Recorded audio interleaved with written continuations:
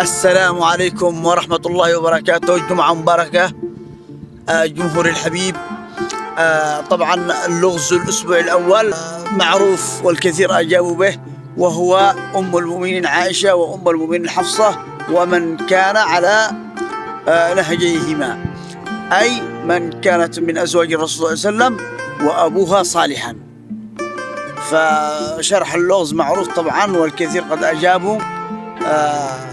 لغز اليوم يقول: أم عظيم شأنها ومن يحن حنانها، أم عظيم شأنها ومن يحن حنانها، صلاتها بلا وضوء قليلة أركانها، تأكل وتشرب من فم قد حط في أقدامها، والناس تعرف قدرها إذا انجبت بنانها، والكل يرجو قربها إذا استوت صبيانها.